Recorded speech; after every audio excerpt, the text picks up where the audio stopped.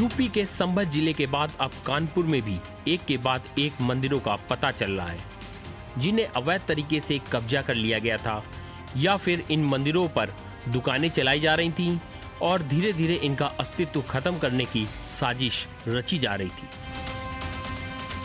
लेकिन कानपुर शहर की मेयर प्रमिला पांडे इन बंद पड़े मंदिरों को खुलवाने के लिए आजकल सड़क पर संघर्ष कर रही हैं।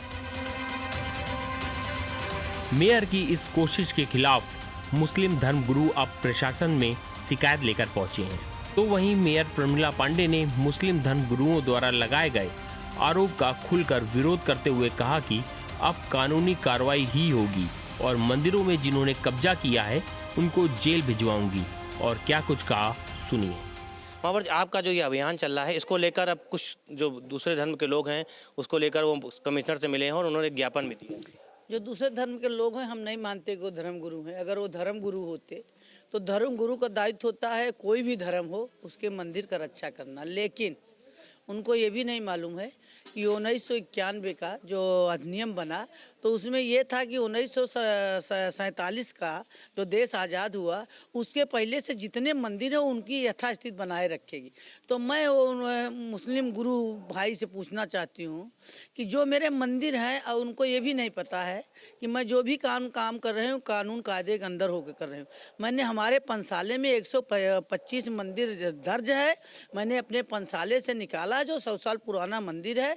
मैं तो अभी सोच रही थी कि इसकी मैं सुरक्षा खाली साफ सफाई करा करके, और जो इन लोगों ने कूड़ा भरा है, कौन से इनके कुरान में कौन से इनके धर्म में लिखा है कि हमारे मंदिर के हमारे भगवान को सबको तोड़ना।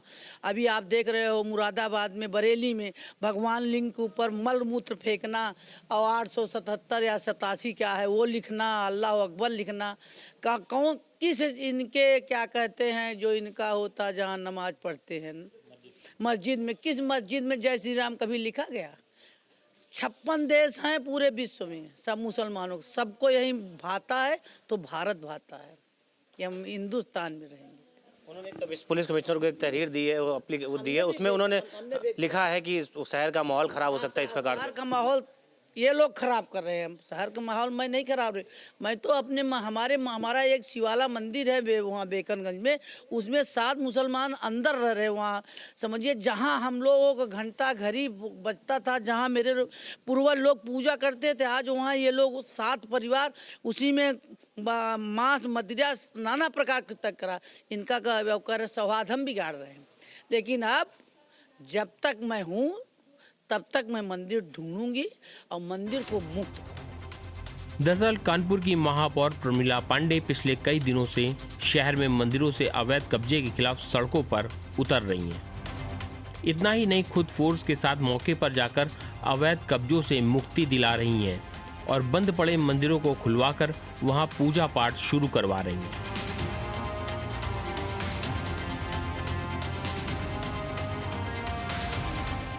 बता दें कि मुस्लिम धर्मगुरुओं ने पुलिस कमिश्नर को ज्ञापन देकर महापौर पर शहर का माहौल बिगाड़ने का आरोप लगाया है।